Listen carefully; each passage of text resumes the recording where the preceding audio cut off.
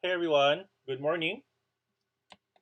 Good morning, and welcome to Coach Miranda Miner's Friday Real Talk. Okay, let me try. It's a bit better this time. Okay, good morning, good morning, good morning. Our topic for today is about failing fast. So if you are new to my channel, I would encourage you to please like and subscribe into our channel. And please also don't forget to click on like for this particular live session. And I would like to us to quickly go through our Friday Real Talk conversation. Handa ka na ba?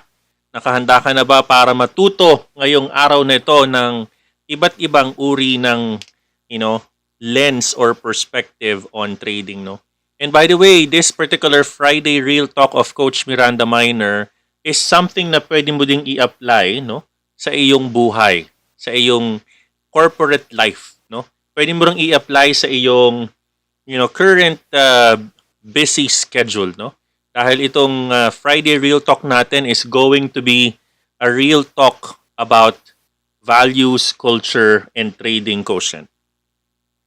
And of course, I would like to make sure I also mention that ang ating Friday Real Talk is also a series of a 3-day special Thursday technical charting. Kahapon, diniscuss natin ang ating magic na tinatawag ng ating magic in terms of trading. And I hope you've seen that magic and how it operates because sobrang profitable no if you know that particular magic. So panoorin mo yan yung Thursday natin. And of course, yung ating Friday Real Talk. Ang ating Friday Real Talk, no? Ang Saturday Night Live is a Saturday Night Live. Marami tayong special guests and I'm looking forward to interview. I have a CEO to be interviewed very, very soon in one of our Saturday Night Live. Antayin niyo yan. I have a very, very special guest very, very soon and more to come on that. And of course, ang ating Friday Real Talk. All right. And then, topic natin is fail fast. Ready na ba kayo? Type number 1 if you are ready. Type number 1 if you are ready to listen and also learn from our discussion for today.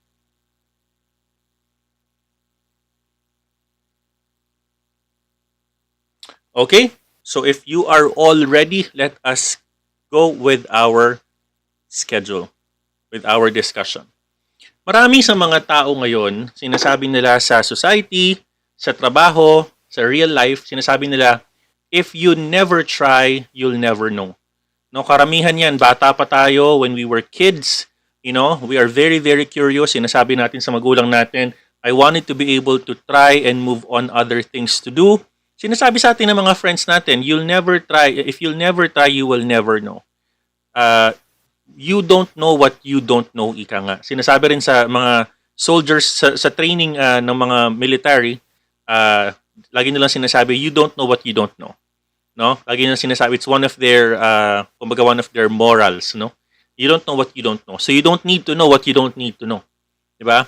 In trading, if you'll never try doing, you will never know. If you never try doing something else sa buhay mo, isipin, for example, you wanted to go abroad, you wanted to go sa mag-OFW, gusto mong magkaroon ng sariling kotse, for example, gusto mong magkaroon ng sariling bahay, no? You'll never know the feeling of having a car unless you try it. You'll never know the feeling of driving your brand new, two-door car without trying it. You'll never know the feeling of being in a very beautiful house kung di mo susubukan, no? That is the principle in our life. You never know if you don't try. Sa ating society ngayon, marami tayong gustong gawin sa buhay, no? In trading, we want it to be very, very profitable. We want to be very, very profitable. Even in our daily lives, pag lumalabas tayo sa isang, lakad, we want it to be able to achieve our objective by being successful. Po tayo ng plano. We want it to be able to, for example, visit 3 places, itinerary natin. You want to go to a different country. In our daily lives, we want it to be very, very successful. No? In trading, we want it to be very, very successful. In our real lives, no, we want it to work. We want it to be promoted. Gusto mo maging gusto mo maging successful sa buhay mo, gusto mo maging chief engineer, maging piloto, maging guro. Lahat tayo, we wanted to be very, very successful. No? Hindi lang sa trading. Sige nga, i-type mo dyan, ano ba yung pangarap mo nung bata ka? I-type mo dyan, ano ba yung pangarap mo? Do you wanted to become an engineer, a teacher? Do you wanted to become something else? I-type mo nga ano yung pangarap mo. Right? In everything that we do in life, we want it to be very, very successful.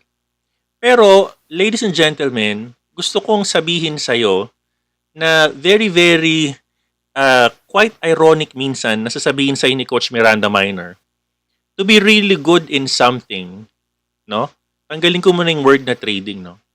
To be really good in something, you need to be comfortable failing at it. To be really good in trading, you need to be comfortable failing at it. Sabi ng mga tao na kinuwentuhan ko nito ng mga nakaraang taon. Sabi nila, Coach, parang napaka-ironic naman ng statement na yan. Bakit ironic? Kasi parang hindi sila nag-agree. Bakit?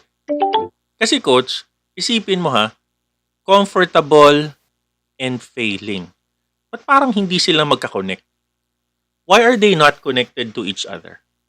Bakit parang pag sinabi mong you need to be good in trading, you need to be comfortable failing at it. Parang it doesn't make any sense. Parang it doesn't make any sense. No?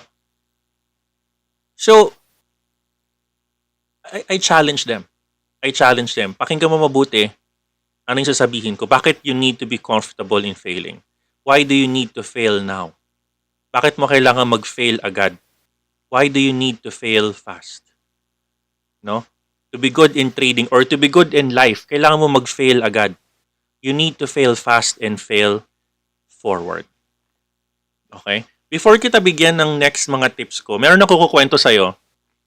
Isang napakasikat na story nung early 2010, no?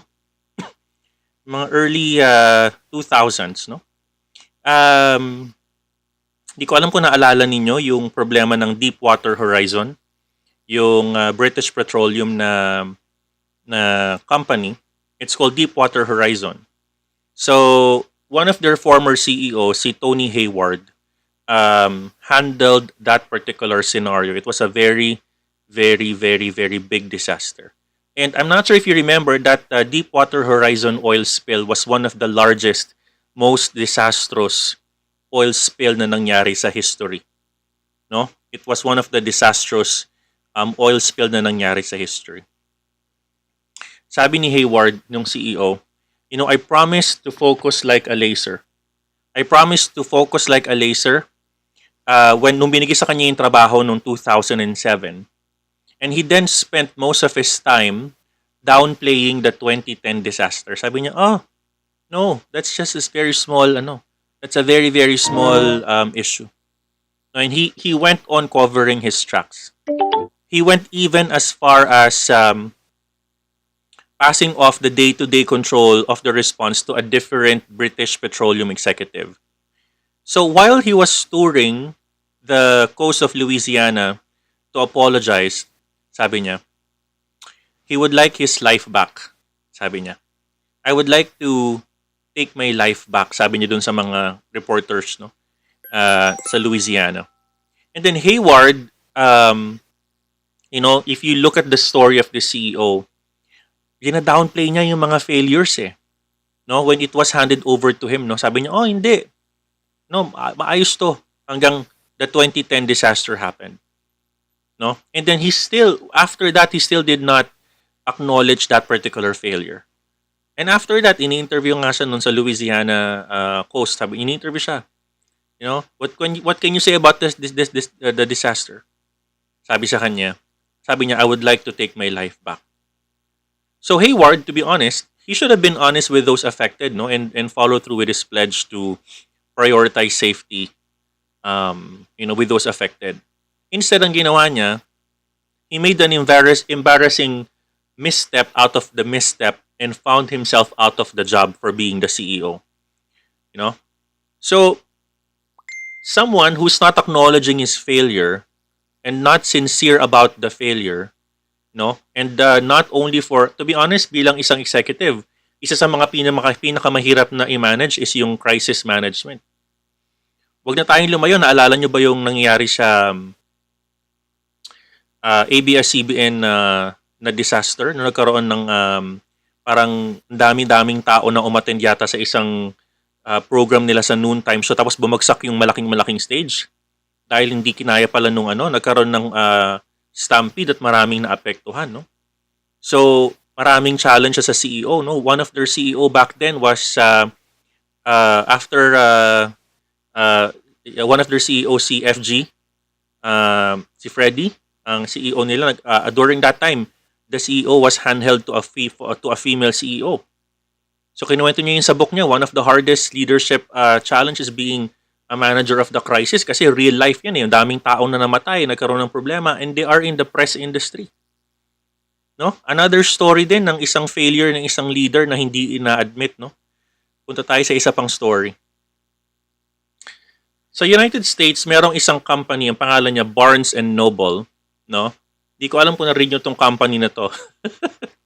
Itong company na to, apparently, meron silang ino-offer ng mga books, no? Books yan ang kanilang business, no?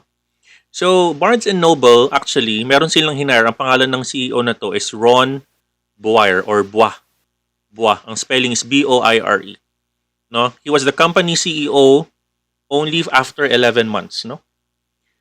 So, there are times where, as a leader, you need to acknowledge your failure, no? And the company who put this CEO Ron Boire in the helm, tinanggal din siya after 11 months. Right? Because the company could not afford the lack of competence after so many failures of this CEO, because natalo sila kay Amazon. Hindi na nag-work yung mga e-readers nila. No? So they made the aggressive move that he could not. No? The CEO back then does not acknowledge his failure. He doesn't want to fail. He doesn't want to try. He doesn't want to risk take. Kaya naungusan siya ni Amazon. Si Amazon naglabas na napakaraming e-reader and he could not be aggressive like that. No? Another one. Let's have another story. There's another classic debacle, no, in the auto industry name. There is a CEO. Pangalan ng CEO na to si Martin Winterkorn. No? He's a Volkswagen CEO. And he left the company very, very embarrassed, sabi niya, after all of the vehicles were found to have cheated the US emission test. Sinabi niya, he had no knowledge of wrongdoing on his part. Perhaps that was true, sabi niya. But his leadership failure was certainly in the culture he created. After Winterkorn's resignation in September 2015, si Bernd Osterloh, a member of the Volkswagen Supervisory Board, wrote a letter. He detailed a fearful environment within the company. Sabi niya doon, we need in the future a climate in which problems aren't hidden. Rather, problems should be openly communicated to superiors. Osterloh said, sabi niya, we need a culture in which it's possible and permissible to argue with your superior about the best way to go. Moral of the story, a good leader needs to be able to listen and acknowledge his failure, not just his success. So, back to our topic. To be really good in trading, you need to know kung saan ka mahina. Kailangan mong alamin kung saan ka nagkukulang. And you need to be comfortable feeling the failure. Coach, ang sakit mong pakinggan. Bakit comfortable in failing? Hindi ako pwede mag-fail. Kailangan push forward. Kailangan successful. Kailangan try and try. minsan hindi mo na kailangang intindihin yung failure. So, bibigyan ko kayo ng definition. Ano ba ang tinatawag nating comfortable, no? Ang word na comfortable means relax and ease, no? Relax and ease. It came from the Latin word fortis or fortable, yung pinaka-root word niya fortis, which means to strengthen, no? To strengthen. Comfortable means relax and ease. Kabaliktaran, ang ibig sabihin ng failure is the omission of expected action. So, Coach Miranda Miner, bakit naman pagsasamahin si comfortable tsaka si failure? Ang definition nga nila magkaiba. Pati ang kanilang etymology. Magkaiba. Ang comfortable is iba sa failure. Bakit pagsasamahin? Bakit? Parang it doesn't make any sense. Ladies and gentlemen, if you become comfortable of your failure, means kilala mo ang sarili mo. Kilala mo kung ano ang problema. Kilala mo kung ano ang gagawin mo kung ito ay mangyayari. Alam mo kung ano ang pwedeng mangyari dahil alam mo at kilala mo ang sarili mo. But how can you be comfortable with failure? I will explain. There is a word called vulnerability. Vulnerability. Marami sa atin ang hindi vulnerable. Marami sa atin ang hindi nag-a-admit dahil sa kanila ang vulnerability is kahinaan. Dinefine ng society ang vulnerability bilang isang weakness. Dinefine ng society ang isang vulnerability ay isang sitwasyon sa iyong buhay na you're trying to give up, you're already capitulating. You're vulnerable, you're very manageable, you're very weak.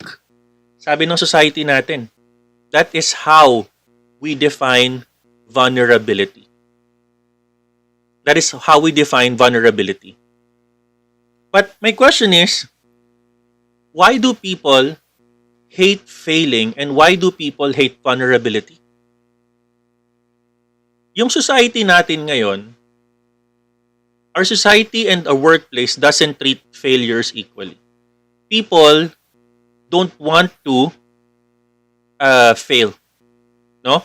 People don't want to fail. Sino ba naman sa atin ang gusto mag-fail? Sige nga, ikaw ba gusto mo mag-fail? Do you want to fail? Sino sa atin? You know, we as a trader, lumaki tayo sa society. I'm not talking about the trading quotient. I'm talking about the society itself. We don't want to fail because we don't because our company told us, oh, ikaw, pag nag-score ka ng 5, hindi ka magaling, hindi ka mapopromote. Yung magulang natin, o pag ikaw hindi umayos ng ugali, wala ka sa aking pasalubong. Okay. O sa society natin, if you don't contribute, you will have no role. No? Failure is something that the society does not condone. Failure is, in fact, dahil sa failure, dinefine natin ang pagkaramaraming scorecard. We defined so many scorecards. You know, sa mga nagtatrabaho dyan, no? Ilang scorecard meron every year? Paano ka binibigyan ng bonus? Paano dinidefine ng boss mo yung bonus mo? Sa performance. It's based on that performance. The society doesn't reward failure. That is the reason why people hate failing. No one wants to fail. Another reason why people hate failing is that of the gender bias. Okay? Gender bias. People, sabi nila, kapag ikaw daw ay babae, no? Or meron kang tinatawag na LGBTQ something na LGBTQA na mahaba, sabi nila, oh, you're lesser of a person dahil babae ka. So, karamihan sa mga babae, dahil ang Pilipinas is patriarchal, pati sa Japan patriarchal, because of the gender bias, mas lalong sinisipagan ng mga babae. No? Sinisipagan nila para sila maging successful, and in reverse, mas gusto nila na hindi na lang subukan. They just don't wanna try anymore because they hate failing. And after all, the society is actually rewarding success. The society is rewarding success. The society wants to reward people who are successful. The society gives a lot of views to people who are successful. The society gives a lot of social media mentions to all who are successful. That is how the society is created. Ang ating environment ngayon, guys, our environment today is ginawa para i-reward ang mga successful. And that is the reason why no one wants to be vulnerable. Tayo sa trading, automatically, ayaw nating magkamali. Ayaw nating subukan ang isang bagay na hindi natin alam dahil takot tayong magkamali. We don't want to try something because we are too scared that the society will go against us. We don't want to ask the questions because we don't want to be seen. Ayaw nating magtanong dahil ayaw nating makita. Ayaw nating makita dahil ayaw nating mapansin. I would rather not ask the questions. Vulnerability, starting today, should not be defined as a weakness. In trading, vulnerability is a skill. In trading, pag sinubukan mo ang isang bagay na hindi mo alam at naramdaman mo kung ano ang pakiramdam ng mali, that is strength. Subukan mong mag-trade. Puro ka panalo. Hindi ka natalo. Okay? At one time natalo ka. Ano ang pakiramdam? Susunod-sunod yan. Dahil you never know your weakness. You never know how to get liquidated. You never know yourself. Hindi mo kilala yung sarili mo kung paano ka magre-react doon sa isang sitwasyon na na-liquidate ka because you were never liquidated. You never know how to react on things because you never lost 50,000 pesos. You never know how to value money dahil hindi ka naman natalo ng 50,000 pesos. You will never know the value, sabi nga nila, tanong mo sa akin kung gaano ka-importante ang isang taon. Sa isang taong nag-aagaw buhay. Itanong mo sa akin kung gaano ka-importante ang isang buwan. Itanong mo dun sa tao na nakamiss ng mansari. Itanong mo sa akin kung gaano ka-importante ang isang oras. Dun sa tao na na-late na nag-present dahil sa isang napakagandang presentation na dapat na i-deliver niya yung sales stock niya at sana nakabenta siya ng bahay. Itanong mo sa akin gaano ka-importante ang isang minuto. Doon sa tao na na-late, at di nakaabot sa kanyang MRT train. Itanong mo sa akin kung gaano ka-importante ang 1 second. Itanong natin doon sa tao sa Olympics na natalo sa pagtakbo. You would never know unless you try. You would never know unless you have been there. You would never know kung gaano kasakit matalo kung hindi ka pa natatalo. Paano ka magiging profitable if you've never experienced your limits? Vulnerability in trading is our most accurate measurement of trading quotient. Sabi ng isang kasabihan, courage daw, bravery is kung gaano ka kalakas sumigaw. Sabi niya yon. Ako naman ang sabi ko, courage is not measured based on how loud you shout, not how loud you roar, not how loud you speak. Courage is measured on that soft voice, whispering to yourself, I will do this again tomorrow. Vulnerability in trading, pag ikaw ay naging vulnerable, inalam mo yung mali mo. Hindi ko sinasabing magpakabobo ka. Sinasabi ko maging vulnerable ka, hayaan mong makita yung mali mo. Ay, hindi ako marunong mag-Fibonacci. Tatanungin ko si coach. Hindi ako marunong mag-plot ng moving average. Tatanungin ko yung mentor ko. Ay, hindi ko alam gamitin si MACD. Ay, mali yung RSI ko. I admire one of the moderators kanina. He is a moderator. And he asked this simple question, Coach, did I get this divergence correctly? Not all people in authority are like that. They would not show their weakness. They would not show their mistakes. No? He has actually shown, nagpakita siya ng isang tanong. Sorry. He has shown a question to the people, yung mga estudyante, and apparently he was wrong.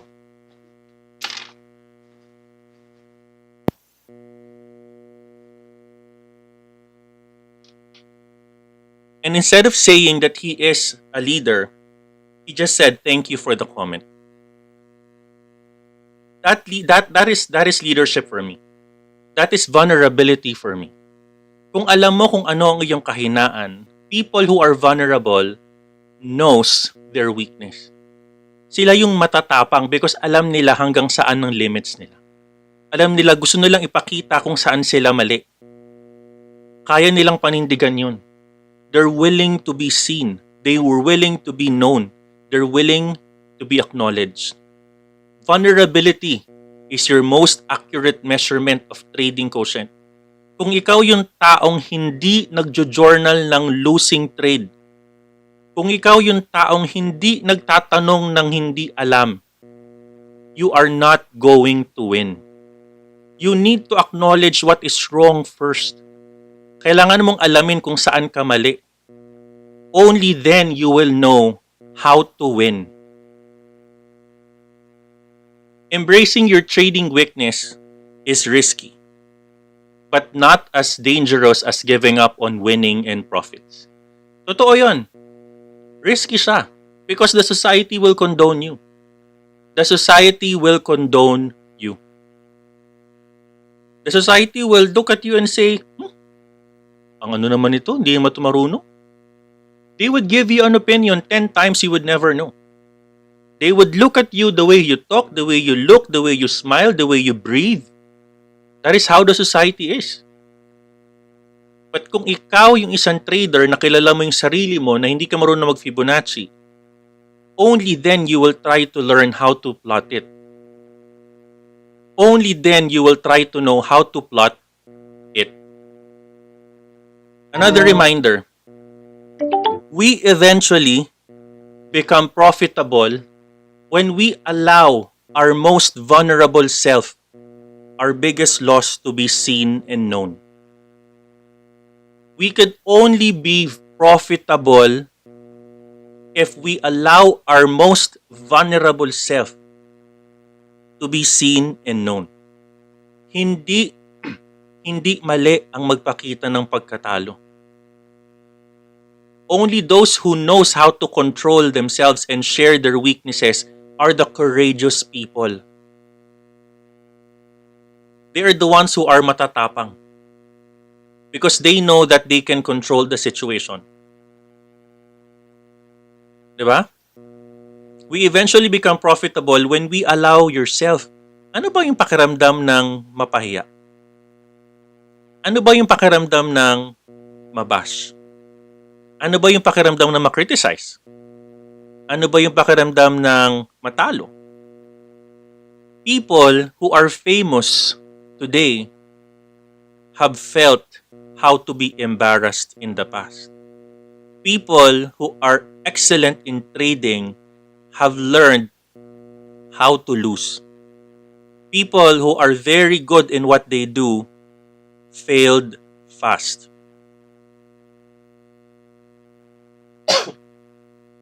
You don't know the value of losing until ma-experience mo siya. Sa isang pamilya, hindi mo malalaman ang value ng isang miyembro ng pamilya hanggat mawala siya sa'yo. Diba?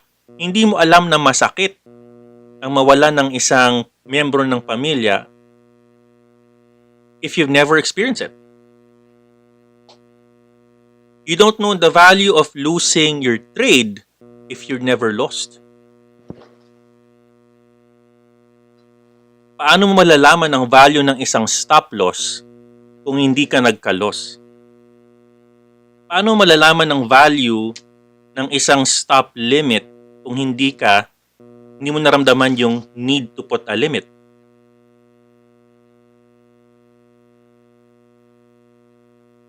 Yung tapang mo na gawin ang isang bagay, mas lalo kang tumatapang kasi alam mo yun ang limitasyon mo. Mas lalo kang tumatapang kasi alam mo you're going to reach your limit at hinahayaan mong hindi yon mangyari. Ang tanong, paano mo malalaman na limit mo siya kung hindi mo naranasan? How would you know that it's your limit? Enter trading journal. Your trading journal is the birthplace of profitability, controlled losses, funny stories, and that best trader's quotient. Ulitin ko ha, para makilala mo ang iyong sarili, para makilala mo ang iyong kamalian, para malaman mo ang iyong limits, isulat mo siya. Write it down. Write down the funny stories of how you traded. Write down the sad stories, your emotions. Your trading journal is the birthplace of that profitability. Yan ang birthplace ng inaantay mong pera. Isulat mo lahat dyan. Funny stories, controlled losses, aha moments, etc., etc., etc. Finally, what I'd like to say is this. I will challenge you today. Here's my call to action sa'yo. If you've never experienced failing, fail today. Fail today para pag nag-bull market, lahat tayo masaya. Fail today para pag nag-bull market, sisiw na sa'yo si bull market. Fail today, so pag nag-bear market ulit, you know how to control yourself in the future.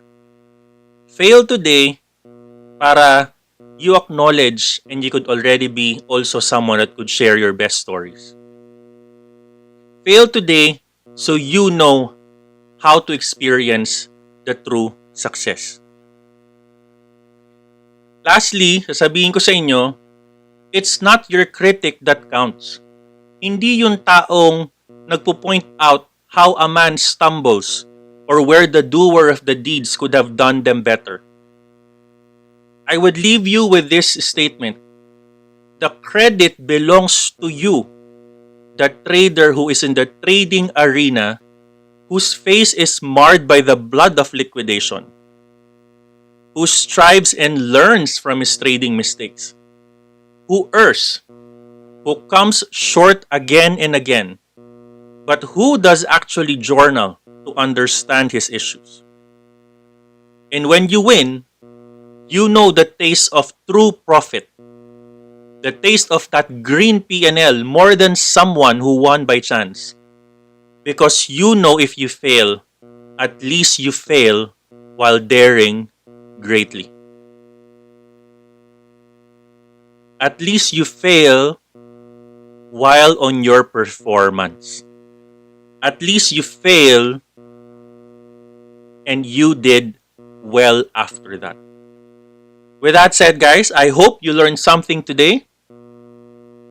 I hope you learned something in our Friday Real Talk na hindi maling magkamali. Sometimes it's okay not to be okay in trading. Sometimes it's okay not to be okay. No? You need to fail fast and then fail forward. Coach Miranda Miner will talk about success. He will talk about greatness. He will talk about great performance. Pero lahat naman na nagpe-perform, may weakness eh.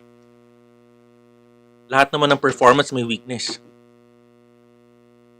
Diba? Lahat ng mga performers may weakness. Last year, I think it was last year, I made an article about The Last Dance. Di ko alam kung nakapanood nyo yun sa Netflix, no? So, it was the story of Michael Jordan and the Chicago Bulls in the fall of 1997. You know, hinayaan niyang magkaroon ng film crew to follow them as, as far as they went for their 6th NBA title in 8 seasons.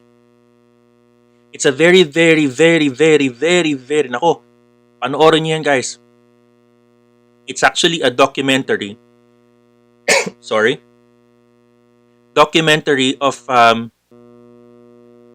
you, as a great star, how you started to acknowledge your failures. He was actually si Jordan, he was an emerging star sa high school team niya dati. Until he became a worldwide marketing and cultural figure. No? So, maganda, panoorin mo yan. Bakit tinawag na Last Dance? Panoorin mo yan. Of course, Michael Jordan, Dennis Rodman, Scottie Pippen. Panoorin mo yan. Of course, Phil Jackson. Hindi siya mawawala dyan. You need to watch that. Documentary of the failures and how you trust your team. I made an article on that actually. I posted somewhere. So, balik tayo sa trading. Trading, obviously, is something na kailangan mong i-master. Trading, I mean, you need to master. But you cannot master something until you fail for it. Alright? Guys, with that said, thank you so much sa 249 na nanood today. It's a very short Friday talk, real talk. May natutunan ka ba today? Type number 1 naman. Type number 1. Tama, Daniel, si MJ. Grabe talaga yun si MJ. No, I thank you din for this comment mo. No? Sabi niyo, Official D, we fail, we learn, we succeed. Thank you for this wonderful talk. Thank you din. Thank you, Official D. Thanks for that super chat. Thank you for that, no? Thank you for that. Right now, let's all sabihin natin, yes, we need to fail fast and we need to fail forward. Diba? Oh, thank you, Alan, for the nice words. Thank you for the nice words. Ayan, si Alfred, hindi na daw laging fail. Magic daw kagabi, nag-gain daw today. Congratulations. Congratulations. Alright. Ayun. Thank you. Thank you sa inyong lahat. Ayan si Gwen, ang mga estudyante ko. Thank you, guys. Ayan. Alright, guys. So, sana you learned something today and I will continue to do some talks like this para kahit paano mag-iba tayo. No, we're not always charting something. May mga hugot tayo, may mga preachings tayo. No, we continue to move forward and we continue to learn from our mistakes and we continue to be better on what we do. Okay? Sa mga bago sa crypto trading, welcome to our Coach Miranda Miner's channel. And if you will notice sa aking screen, tayo ay already 20,000 strong as a family. Kanina nag-20,200 na tayo. And I know lalaki pa tayo. But I'd like us to grow na merong strong foundation, no, na tinatawag. No? Meron tayong philosophical foundation sa pagiging magandang trader natin. Alright? Okay, guys, with that said, thank you so much for all of your help. Thank you so much for your support. And Coach Miranda Miner loves all of you. And I will see you guys on our Crypto Night Live tomorrow on Saturday. Alright guys, thank you so much and have a good rest of your Friday night. Sa mga estudyante ko tomorrow ng Saturday weekend, I'll see you guys tomorrow ng 3 o'clock. And kung humabol ka sa ating course, antayin mo na lang yung email ni Coach. Thank you guys and talk to you tomorrow. Bye.